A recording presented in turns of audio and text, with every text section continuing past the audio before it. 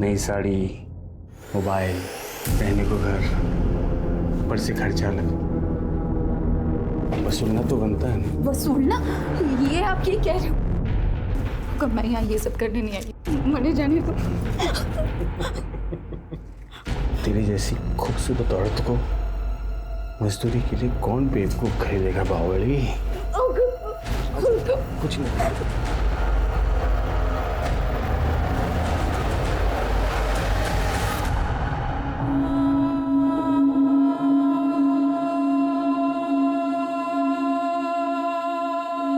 मासा, देखना कैसी लग रही हो। पायल, पायल उतार दे ये कपड़े और अपने पुराने कपड़े पहन ले। क्यों? हर सवाल का जवाब देना जरूरी ना है। तन्ने मुंह फुला के बैठना है ना, तू बैठ। माने तो घूमने जाना है, मैं चल। पायल, पायल तू सुन नहीं रही मैं क्या कह रही हूँ? पायल,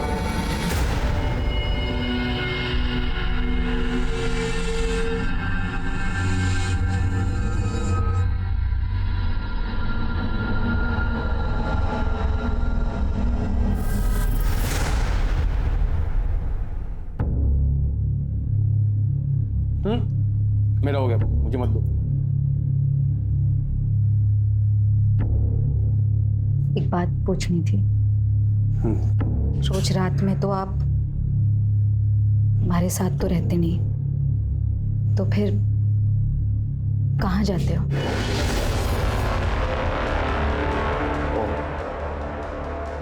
तो तू अब मुझसे सवाल करेगी? ना हुक्म, क्यों बात नहीं। बस मैं तो ये जानना चाह रही थी कि अगर हमारे साथ नहीं रहते तो फिर किसके पास जाते हो?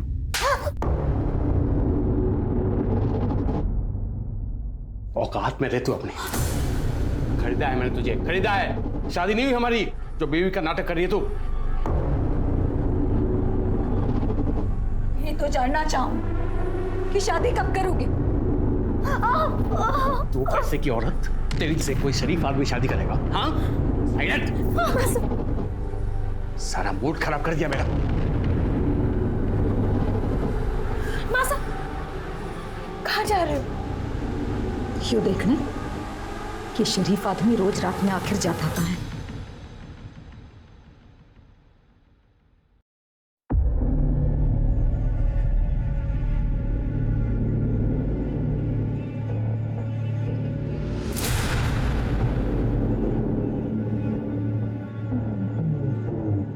कहाँ गई थी तू? बाजार गई थी। ये लोग कौन है? चल अंदर जा, जा। हाँ, मगर ये है कौन? चल बताता हूँ, चल। चल।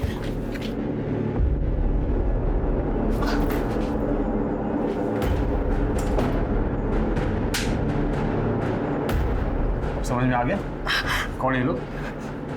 या डिटेल में समझाऊं? मासा चलो यहाँ से, चलो।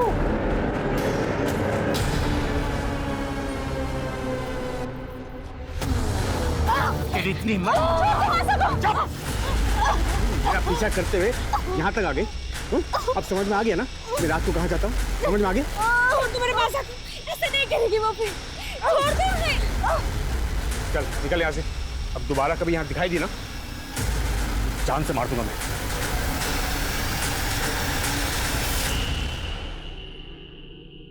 मिश्रा, मुझे पता लगा है पॉलिटिकल फंक्शन में तुमने फोर्स कम भेजी है, ऐसा क्यों? सर बाकी की फोर्स मैंने सिविल हॉस्पिटल में भेजी है। सर, गौतम नगर के पीछे वाले एरिया में एक डेड बॉडी मिली है। चलो गाड़ी निकालो। महेश, आरती, चलो। मारी मासा। सब मारी मासा और दीदी पता नहीं कहाँ चली गई है। सब उन्हें ढूंढना। घबराओ नहीं, आराम से बताओ क्या हुआ तुम्हारी मासा और दीदी को? हमारी मासा और दीदी 2 दिन पहले घर से निकले थे, अब तक वापस नहीं आए। घबराओ नहीं, हम ढूंढ लेंगे तुम्हारी मासा और दीदी को। दामिनी, बच्चे को पानी वानी पिला के इसे शांत करो, इसकी स्टेटमेंट ले लो। जाओ बेटा दीदी के साथ। मिश्रा चलो।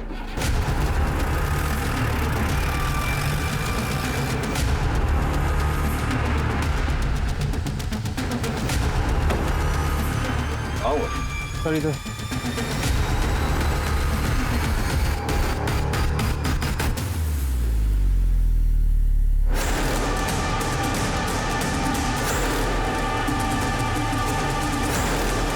चीज से वार किए गए, लेकिन इतने सारे पीठ पे, गले पे, चेहरे पे, हाथों पे। Multiple stabbing. मारने वाला इस हद तक नाराज था, इस हद तक नफरत करता था, कौन हो सकता है?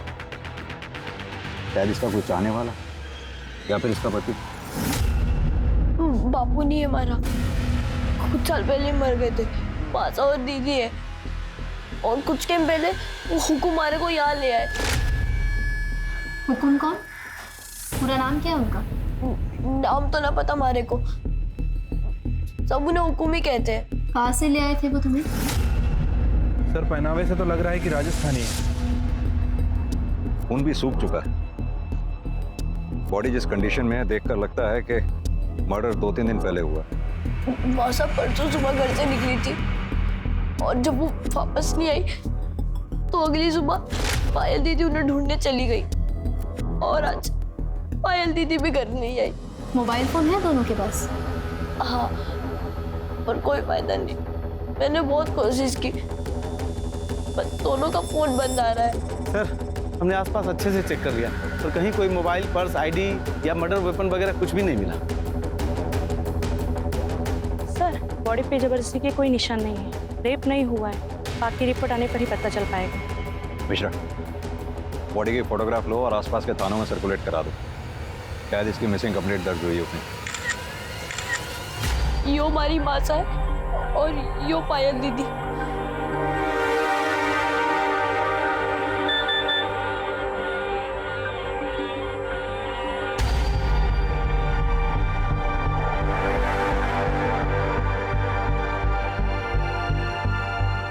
बेटा, तुम्हारी माँ के हाथ पे कुछ गुदा हुआ है क्या, या कोई निशान? हाँ, माँ के सीधे हाथ पे यहाँ ओम का निशान है।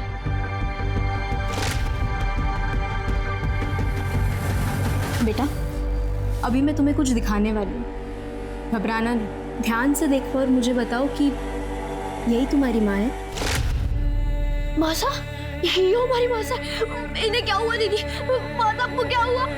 मासा ऐसे ले शांत हो जाओ। मासा जागो, मासा, मासा, मासा। आज तक अपने करियर में मैंने ऐसा केस नहीं देखा। एक 12 साल के लड़के को अपनी माँ की बॉडी की शिनाख्त करनी पड़ी। मिश्रा, जाहिर सी बात है, इस बच्चे तेजस्वी का सदमा बहुत गहरा है। हम चाह के भी इसका दुख कम नहीं कर सकते, लेकिन हाँ, इसकी माँ रेवती को इंसाफ दिलाकर, बहन पायल को सही सलामत ढूंढकर हम इसका दुख कम जरूर कर सकते हैं। लेकिन इसके लिए हमें पता करना होगा ये हुक्म है कौन, जो रेवती और पायल को राजस्थान से खरीद कर इन तीनों को यहाँ कानपुर में लेके आया, मकान दिला, कपड़े दिला, मोबाइल फोन दिला। मिश्रा, तुम एक काम करो, पता करो ये तीनों नंबर किसके नाम पे रजिस्टर हैं। शायद इसी के जरिए हम उस हुक्म तक पहुंच पाएं और पायल को सही सलामत ढूंढ पाएं। ठीक है सर।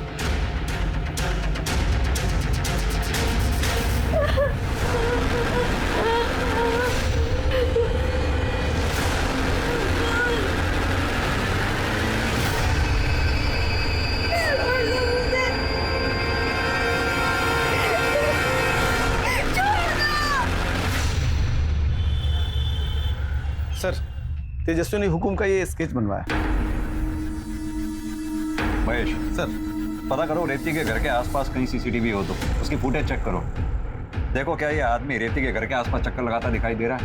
अगर नहीं तो उसके आस पड़ोस में पड़ोसियों को सबको ये स्केच दिखाओ और इसके बारे में जितनी डिटेल मिले सब पता करो। सर ऐसा भी हो सकता है कि रेवती का मर्डर इस हुकुम ने किया हो, क्योंकि सर तेजस्वी ने बताया था कि जब से रेवती गायब हुई है ये हुकुम भी उसके घर के आसपास नजर नहीं आया। ये रेवती की पोस्टमार्टम रिपोर्ट आई क्या? सर अभी सरकारी हॉस्पिटल में हड़ताल चल रही है, शाम तक खत्म हो जाएगी। सर कल तक पोस्टमार्टम रिपोर्ट आने की उम्मीद भी है। सर, रेवती, पायल और तेजस्वी तीनों के भी नंबर्स रेवती के नाम पर रजिस्टर्ड हैं। फोन और सिम कार्ड तीनों भी अलग अलग जगह से खरीदी गई हैं और एड्रेस प्रूफ में राजस्थान के एड्रेस का आधार कार्ड दिया गया है। इन तीनों के कॉल रिकॉर्ड्स में ये हुकुम का नंबर जरूर होगा जिसकी रेवती से बात होती होगी। सर रेवती के कॉल रिकॉर्ड्स में तो बस 2 ही नंबर मिले हैं, एक पायल का और दूसरा तेजस्वी का। इन दोनों के अलावा तीसरा कोई नंबर नहीं है। ये पायल और तेजस्वी के कॉल रिकॉर्ड्स चेक किए? हो सकता है उनमें से कोई एक नंबर हुक्म का हो। यस सर, पायल की कॉल रिकॉर्ड्स में कुछ ऐसे नंबर्स मिले हैं, हम चेक कर रहे हैं कि वो नंबर्स किसके हैं। इतने नंबर्स में से एक नंबर तो हुक्म का जरूर होना चाहिए। एक काम करो, उस बच्चे तेजस्वी को लेकर आओ। Yes sir. बेटा तेजस्वी, आपको पुलिस स्टेशन में रहने में कोई दिक्कत तो नहीं हो रही ना? अगर कुछ प्रॉब्लम हो या कुछ चाहिए हो तो बता दें। साहब, पायल दीदी मिली? नहीं बेटा, अभी तो नहीं, लेकिन जल्दी मिल जाएगी। तेजस्वी, हमने कुछ नंबर्स हाईलाइट किए। ये ब्लू कलर में जो नंबर हाईलाइट किए हैं, जरा इन्हें देख के बताओ। पता नहीं साहब, पर ये शिव और लाखन के ही होंगे, क्योंकि हमारे से अलग दीदी इन दोनों से बातें करती थी। बेटा, ये दोनों रहते कहाँ पर हैं? घर तो नहीं पता साहब, पर हमारे घर के आसपास ही देखा है मैंने इन्हें। इन्हें देखोगे तो पहचान लोगे? हाँ।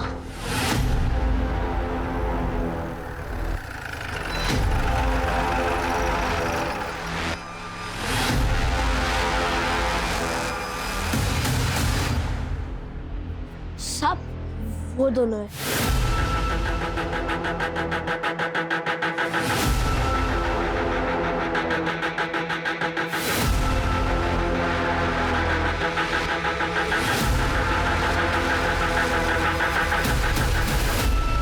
साहब, हम और पायल दोस्त थे, वही हमको बताई थी कि उनके यहाँ जो एक आदमी आता था, उसको ये सब हुक्म करके बुलाते थे। क्या यही है वो आदमी? हाँ साहब, यही है। तुम दोनों हो पायल से दोस्ती का नाटक कर रहे थे ना? चल क्या रहा है ये सब? कहाँ गायब है पायल? क्या जाने कहाँ है साहब, हम खुद उसे 2 दिन से खोज रहे हैं। और तू कितने दिन से खोज रहा है पायल को? तू भी तो उसे फोन करता था ना? दोस्त है उसका। काहे की दोस्ती साहब, वो तो हमको घास भी नहीं डालती थी, सारा दिन फोन करते रहते थे मगर फोन नहीं उठाती थी। वो तो सब शिव को ही बढ़ावा देती थी बस। दोनों का बराबर चुम्मा चाटी चलता था साहब। हम भी समझ गए थे कि वो भी दुनिया के जैसी है, हम विकलांग को काहे चुनेंगे। टुकुर टुकुर का देख रहा है बे? तू तो सब जानता है ना, पता था क्या नहीं साहब को? बच्चे से नहीं, मुझसे बात कर। क्या कह रहा था? पायल तुझे घास नहीं डालती थी, इसीलिए तूने पायल को गायब कर दिया। हम कुछ नहीं किए साहब। साहब ये सही बोल रहे हैं, पिछले 1 महीने से हमारा प्यार था, फोन पे बातचीत, मैसेज खूब चल रहा था। ये देखिए साहब, वो खुद भी हमको मैसेज करती थी। क्या पायल ने तुम दोनों को ऐसा कुछ बताया था जो उसके गायब होने की कोई खास वजह बन सके?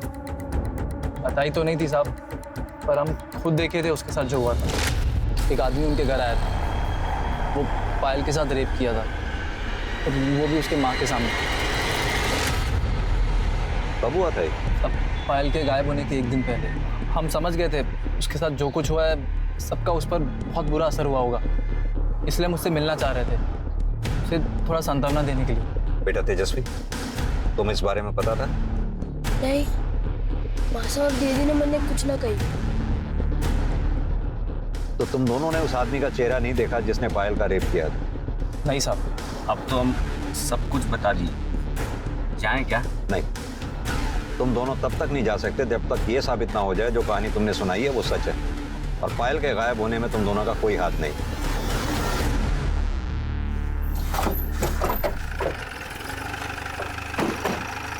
लेके आओ।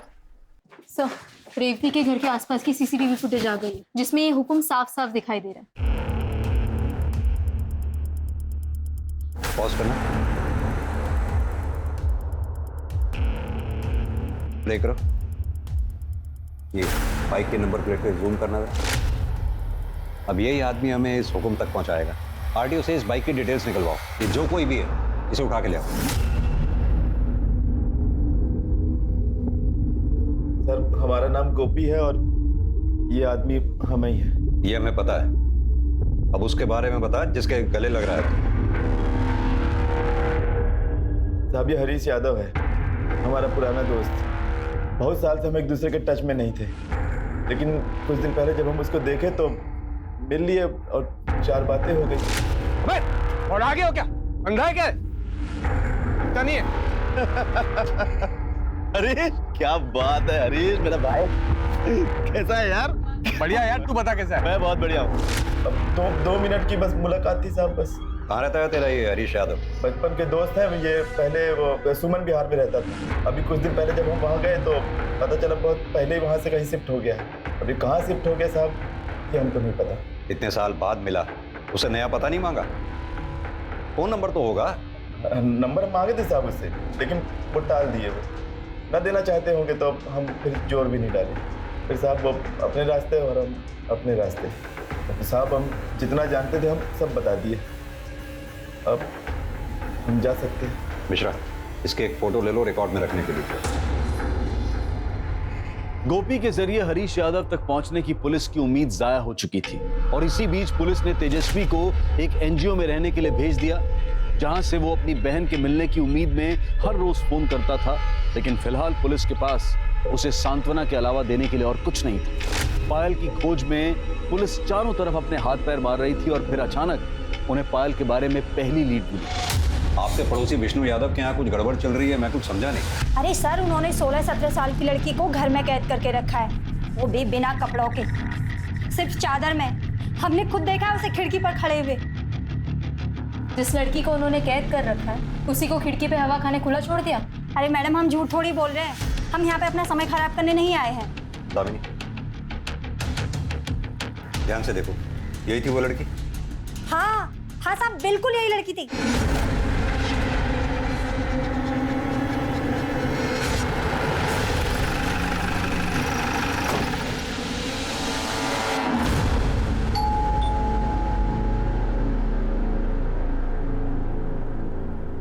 जी कहिए। साइड मिश्रा, घर का कोना कोना छान मारो।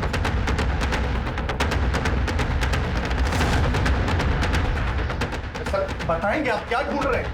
आप हमें अपना काम करने दीजिए। पर हुआ क्या चाहिए आप लोगों को? सब पता चल जाएगा।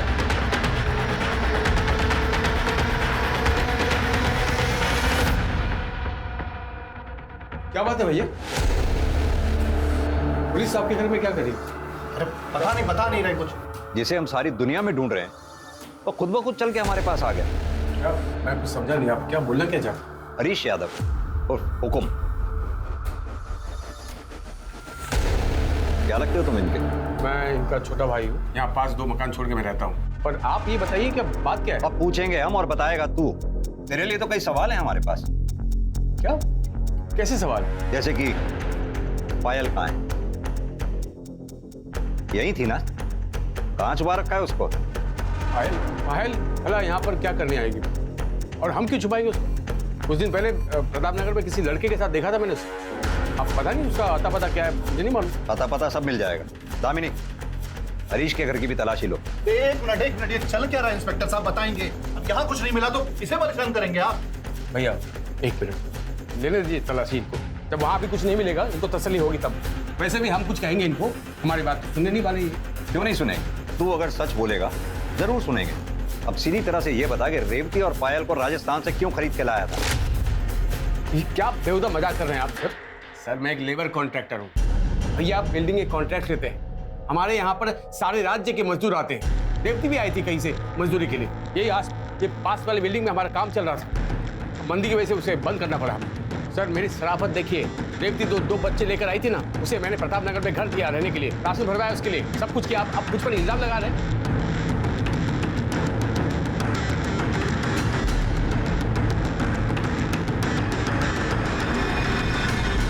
तू तो बहुत दयावान निकला। अगर इतनी ही दया थी तो जब रेवती 2 दिन से गायब थी तो थाने आया क्यों नहीं उसके बारे में पता करने के लिए? 2 दिन तो मैं वहां पर गया भी थी, तो मुझे कैसे मालूम पड़ेगा सब उसके बारे में? और सर आज मैंने अखबार में पढ़ा कि उसका मर्डर हो गया। सर पायल वहाँ भी नहीं मिली। खामखा आप लोग। विमला जी, हमें उस घर में ऐसी कोई लड़की नहीं मिली जिसे उन्होंने कैद करके रखा। इनफैक्ट हमने उस कमरे में भी देखा, वहां पर भी कोई नहीं था। सर ये दोनों भाई ना बहुत धूर्त और मक्कार है, झूठ बोल रहे हैं वो। सर आप उस पागल औरत विमला की बात पर भरोसा कर रहे हैं?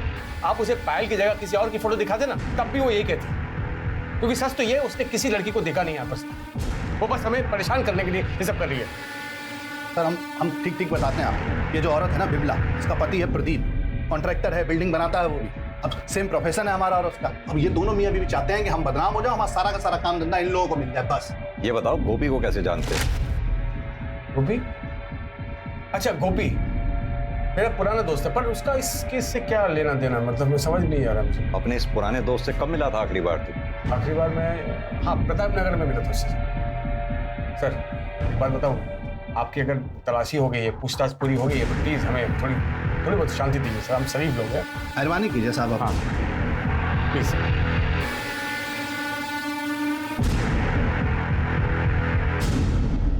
ये हरीश यादव का कच्चा चिट्ठा निकालो, कॉल रिकॉर्ड्स, मोबाइल रिकॉर्ड्स सब निकलवाओ, और ये विमला ठाकुर की क्या कहानी है पता करो। सर विमला ने यादव परिवार पे जितने भी इल्जाम लगाए थे सारे के सारे बेबुनियाद थे। वो ये काम उन दोनों भाइयों को फंसाने के लिए कर रही थी। यानी कि विमला ने किसी लड़की को खिड़की में देखा है, ये बात झूठ भी हो सकती है? हो सकती है सर। चाहे ये लड़की वाली बात झूठ भी हो, लेकिन फिर भी इन यादव भाइयों के बीच कुछ तो चल रहा है। मैंने नोटिस किया जब हम हरीश और विष्णु से बात कर रहे थे तो हरीश की बीवी बीना यादव कुछ घबराई हुई थी। ये पोस्टमार्टम रिपोर्ट अभी आई है नहीं? सर अभी तक हड़ताल कंटिन्यू चल रही है। वैसे मेरी डॉक्टर से बात हो गई है, उनका कहना है कि जैसे ही हड़ताल खत्म होगी वो हमें रिपोर्ट भेज देंगे। ये हरीश के कॉल रिकॉर्ड्स और मोबाइल लोकेशन रिकॉर्ड से कुछ पता चला कि मर्डर के समय वो कहाँ पर था? सर कुछ खास तो पता नहीं चला। सर अगर थोड़ी समय के लिए मान लेते हैं कि रेवती का मर्डर 26 फरवरी को दोपहर से रात के बीच में कभी हुआ होगा, सर उस टाइम इनफैक्ट उसके एक दिन बाद 1 बजे तक हरीश के फ़ोन की लोकेशन उसके घर की ही थी। हाँ, तो ये भी तो हो सकता है कि हरीश ने अपनी एलिबाई क्रिएट करने के लिए मोबाइल घर पर छोड़ दिया हो, और कुछ सस्पिशियस जो कॉल रिकॉर्ड से निकला हो। गोपी हमसे झूठ बोल रहा था सर, उसके पास हरीश का कॉन्टैक्ट नंबर नहीं था, लेकिन हरीश के कॉल रिकॉर्ड सच्ची कहानी बयान कर रहे। गोपी पिछले 1 महीने से हरीश से बात कर रहा था। उठा के लाओ इस गोपी को। सब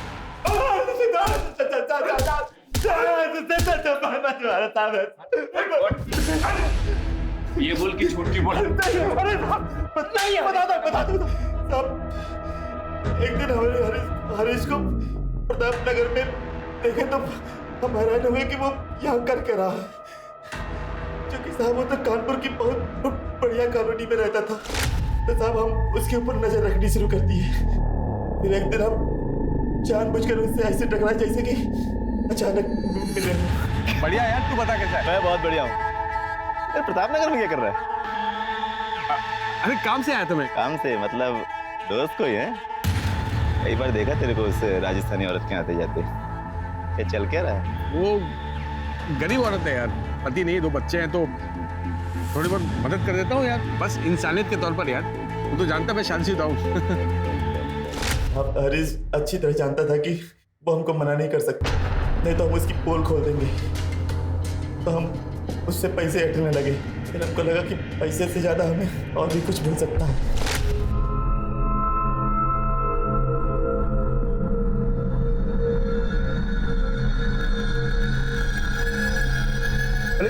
अरे ये रहन, तुम अपने कमरे में जाओ, ठीक है?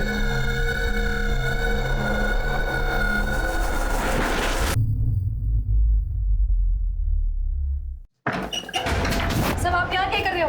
हैरान क्यों हो रही? बताया नहीं क्या हरीश तुमको? हाँ, आप जाओ यहाँ से। सब आओ इधर इधर इधर उधर बंद कर। यार हम अम्मा को सब खा के कह रहे हैं साहब, हम सिर्फ एक ही बार सोए थे उसके साथ। रेप कहते हैं उसे, और जब दूसरी बार रेवती ने तेरा शिकार होने से मना कर दिया तो तूने उसे मार डाला। भगवान सब नहीं मारे साहब, क्योंकि तुम्हारा की तो नौबत ही नहीं आई इससे पहले। वो मैं क्यों मारूंगा सर उसको? मेरा तो रेवती के साथ अफेयर चल रहा था। अफेयर नहीं चल रहा था, तूने रेवती को अपनी हवस मिटाने के लिए खरीदा था, और न तू सिर्फ उसका इस्तेमाल कर रहा था बल्कि औरों से भी रेवती का इस्तेमाल करवा रहा था, जैसे कि गोपी। झूठ बोल रहा है सर, वो कभी ना एक नंबर का। रेवती ने मुझे बताया था कि वो गोपी ताक झाक करते हुए उसके घर तक गया था और उसे अकेला देखकर उसके साथ जबरदस्ती की। वो बिल्कुल टूट गई थी सर। मैं तो यहाँ तक सोचा कि अगर मैं इससे शादी कर लूँ तो शायद उसका दुख कम हो जाए, लेकिन मैं ऐसा करता इससे पहले कि वो गायब हो गई सर। और 2 दिन बाद अखबार में खबर मिली कि उसका मर्डर हो गया। आपको बता नहीं सकता कितना झटका लगा मुझे सर। अगर इतना ही बड़ा झटका लगा था तो तू पुलिस स्टेशन क्यों नहीं आया उसके बारे में पूछताछ करने के लिए? ना ही तूने उसके बच्चों की सुध ली। पायल और तेजस्वी को ढूंढने में प्रताप नगर गया था, पर वो दोनों वहां नहीं थे, चले गए थे कहीं। और आप ही ने तो बताया कि पायल लापता है। अब तक तेजस्वी का भी पता नहीं चल रहा, कुछ पता नहीं सर कहाँ होगा, कैसा होगा। बड़ी चिंता हो रही है मुझे उसकी चिंता मत कर, वो जहां कहीं भी है सुरक्षित है।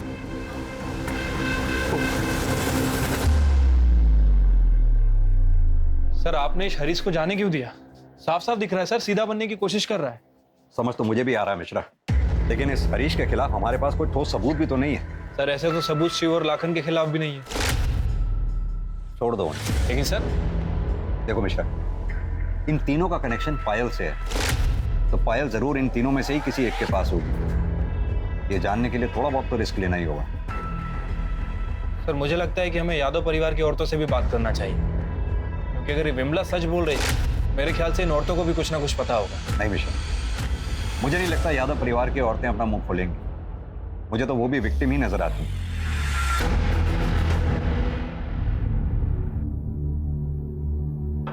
क्या बनाया तूने? ना नमक है ना मिर्च, देख खाना नहीं बनता तुझसे। खुल क्या रही है? ये नीचे कर। और ये सर पर घूंघट क्यों नहीं है? हाँ, और गलती करना चाहती तू?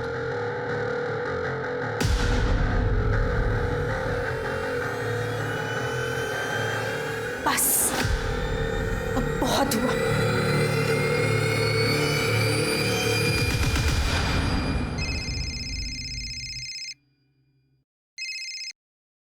हाँ जी बोलिए। क्या? एक मिनट रुकिए। सर एनजीओ से फोन है, तेजस्वी का कुछ पता नहीं चल रहा। उन्होंने आसपास बहुत ढूंढा, कहीं मिल नहीं रहा। व्हाट? तेजस्वी के नंबर पे कॉल करो।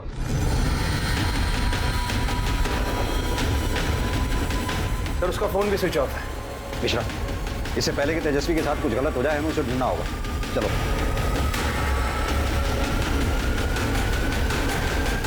तेजस्वी,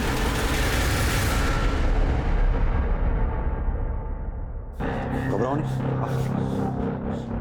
बैठो। चलो पानी पियो। आराम से बेटा, आराम से। अच्छा ये बताओ, तुम एनजीओ से भागे क्यों? मैंने पायल दीदी का फोन आया था। पायल दीदी? क्या कहा उन्होंने? इतने दिन कहाँ थे वो? इतनी बात नहीं हुई, बस इतना कहा कि शिव की मदद से हम गाँव वापस जा रहे हैं। और रात को 11:30 बजे कमला विहार के पास आने को कहा। मैं वहाँ एनजीओ से भागकर वहीं गया था। मैंने उनका बहुत इंतजार किया, पर वो वहाँ नहीं आई। हमारी दीदी को ढूंढ लो सब, हमारी दीदी को ढूंढ लो सब। चिंता मत करो, बैठ जाओ, हम तुम्हारी दीदी को ढूंढ लेंगे। मिश्रा, ये शिव जहाँ कहीं भी है उसे खोद के निकालो और पायल के फोन पे कॉल करो। उसका कोई पता नहीं, उन्होंने कोई और नंबर से कॉल किया था। तो फिर किस नंबर से किया था? उन्होंने ये नंबर से कॉल किया था। किसका नंबर है? पता नहीं। कॉल करो इस नंबर। कल तो कहीं आसपास ही बज गई। दामी, तुम यहीं रहो इसके पास। आओ मेरे साथ।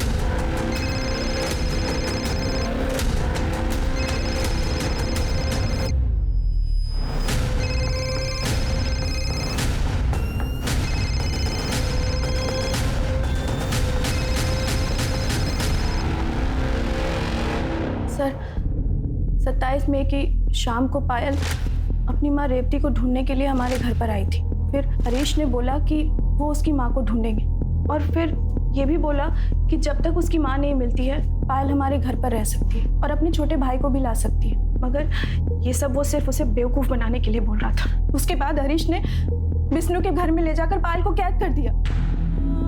दोनों भाई दिन रात उस बच्ची को नोच रहे थे और मेरी सास और अंजू भाभी को भी इससे कोई प्रॉब्लम नहीं थी, उल्टा वो उसे बढ़ावा दे रहे थे।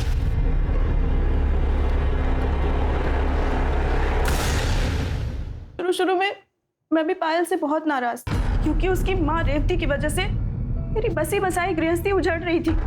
उस दिन जब वो खिड़की के सामने विमला से मदद मांगने के लिए गई थी, तब मैंने ही उसे पीछे खींचकर खिड़की बंद कर दी थी। मैं उसके सामने अपना गुस्सा निकालने गई थी, मगर उसकी हालत देखकर, पायल के साथ जो कुछ भी हो रहा था वो सुनकर मेरी रूह कांप गई। फिर उसने मुझे ये भी बताया कि ये सब कब और कैसे शुरू हुआ। कौन? और का औरत? सीधा हमारे भाई के घर चली गई, उससे बातचीत करने के लिए सवाल जवाब करेगी।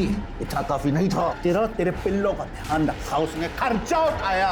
बातें आ रहा है तुम लोगों को।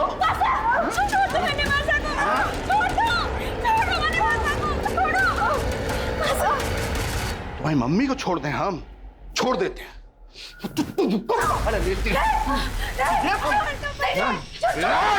सजा तो देना पड़ेगा। जिसने रेवती की आंखों के सामने पायल का रेप किया वो विष्णु था। अगर पायल विष्णु के घर पे थी तो हमें उस दिन क्यों नहीं मिली जिस दिन हम विष्णु के घर पे पायल को ढूंढने गए? क्योंकि सर हरीश ने आपकी गाड़ी को विष्णु के घर के सामने खड़े होते देख लिया था। इससे पहले कि आप घर के अंदर जाते, वो पीछे के दरवाजे से घर के अंदर गया और पायल को निकालकर गाड़ी के डिक्की में डाल दिया। काफी पहुंचे हुए हैं दोनों भाई। ये पायल अभी भी आपके घर में है? नहीं सर,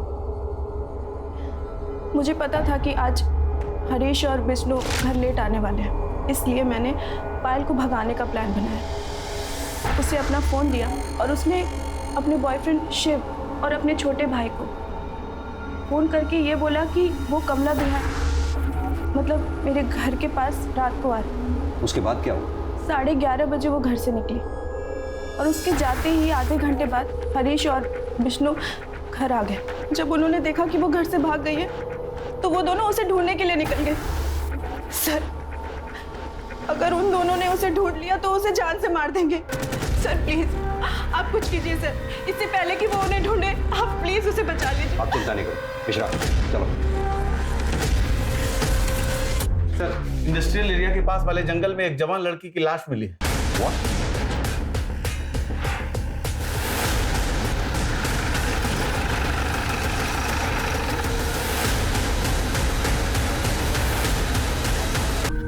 यस सर।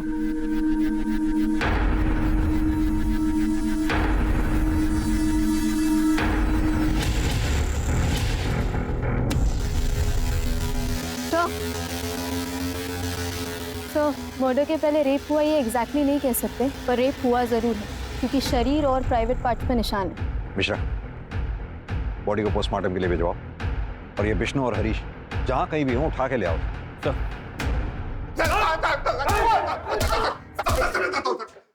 मैं सब सच बताता हूँ। पायल भाग गई थी, हम लोग डर गए थे। हम दोनों भाई बाहर जाकर पायल को ढूंढ रहे थे, बहुत ढूंढा सर, लेकिन वो नहीं मिली। तो थकार के हम लोग वापस आ गए थे। वापस आ गए? बोला था ना, झूठ मत बोलना। इतनी रात को सीसीटीवी फुटेज में सिर्फ एक गाड़ी इंडस्ट्रियल एरिया की तरफ जाते हुए दिखाई दी, जो गाड़ी तुम दोनों की है। और इतना ही नहीं, उस गाड़ी में खून भी मिला है, जो फॉरेंसिक रिपोर्ट आने के बाद क्लियर हो ही जाएगा कि वो खून पायल का है, उस पायल का जिसे तुम दोनों भाई दिन रात रेप करते रहे। उसकी बॉडी, कपड़े, तुम्हारा डीएनए एक बार अगर मैच हो गया ना, तुम्हारा बाप भी सच बोलेगा। सर, हमने रेप किया सर, लेकिन मारा नहीं सर। ये सच है सर। पायल उसकी माँ को ढूंढते हुए हमारे घर आई सर। हमने उसको अपने घर में कैद कर लिया सर। आगे बोल। उसका फोन छीन कर उसको ऑफ कर दिया ताकि वो बाहर वालों से कांटेक्ट में नहीं रह सके। एक गुनाह तो कबूल कर लिया तुम दोनों, अब मर्डर के बारे में भी सच बोल दो, वरना इसे देख रहे हो ना मिश्रा, खाल उधेड़ देगा तुम दोनों की। सर मैं सच बोल रहा हूँ सर, हमने बस उसका रेप किया सर, उसको मारा नहीं सर। अरे बाप रे भैया, इसको तो किसी ने मारकर हमारे घर के पीछे फेंक दिया है। इससे हम तो फंस जाएंगे भैया। जब पायल की लाश हमें अपने घर के पास मिली ना, तो हम घबरा गए थे सर। तो हमको लगा कि कोई हमको फंसाने की कोशिश कर रहा है सर। तो हमने अपनी जान बचाने के लिए उसकी लाश को गाड़ी में रखी और वो इंडस्ट्री के पास जाकर फेंक दी, ताकि हमको कोई शक न कर सके हम पर। इनको इतनी बुरी तरह से तोड़ो कि सारी गर्मी निकल जाए। दोनों भाइयों ने एक ही रट लगा रखी है सर, रेप किया लेकिन मर्डर नहीं। ये दोनों हमें गुमराह करने की कोशिश कर रहे हैं ताकि मर्डर के चार्जेस से बच जाए। लेकिन सवाल अब भी वही उठता है कि अगर ये दोनों सच बोल रहे हैं तो फिर रेवती का मर्डर किया किसने? पुलिस के सामने रेवती और उसकी बेटी पायल की हत्या की एक गुत्थी थी जो सुलझ नहीं पा रही थी। संदिग्धों की लंबी लिस्ट थी, लेकिन बिना किसी सबूतों के किसी एक को दोषी मानना बहुत मुश्किल हो रहा था। एक मुश्किल यह भी थी कि हड़ताल की वजह से पोस्टमार्टम रिपोर्ट नहीं आई थी जिससे जानकारी साफ हो पाती। इसलिए पुलिस ने यह तय किया कि अर्जेंट बेसिस पर पोस्टमार्टम के लिए दोनों बॉडीज को लखनऊ भेजा जाए।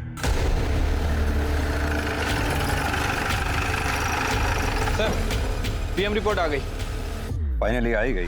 हाँ सर, पायल का जब मर्डर हुआ वो प्रेग्नेंट थी और सर दोनों के साथ गैंगरेप हुआ है। गैंगरेप हुआ है, रिपोर्ट में साफ साफ मेंशन है। सर बॉडी पे जितने भी घाव हैं वो 2 से 3 इंच गहरे हैं।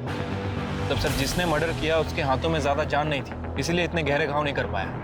मौत घाव की वजह से नहीं बल्कि बहुत ज्यादा खून बहने की वजह से। इसीलिए पायल की बॉडी पर 50-60 वार किए गए। मिश्रा, ये काम हरीश, विष्णु या शिव का नहीं, किसी और का है। सर आपने उस दिन लाखन को नोटिस किया था, उसके हाथ बहुत कमजोर लग रहे हैं। हाँ, लेकिन चलो अगर मान भी लिया जाए लाखन के पास पायल को मारने का मोटिव हो सकता है, लेकिन वो रेवती को क्यों मारेगा? जो हाथ सीधी तरह से चाय का गिलास नहीं पकड़ पा रहे थे, चाकू कैसे पकड़े? सर अगर लाखन नहीं है फिर ये मर्डर किसने किया? तो तुमने मारा रेवती और पायल को? क्यों मारा उन दोनों को?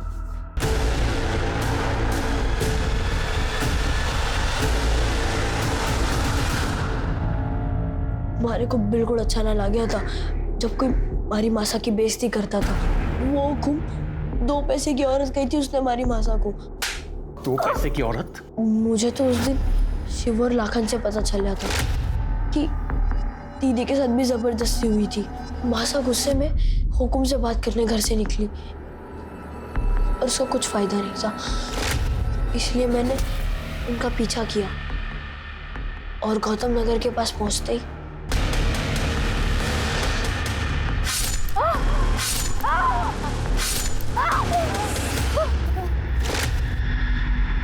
जब मासा घर ना लौटी तो पायल दीदी बहुत घबरा गई थी।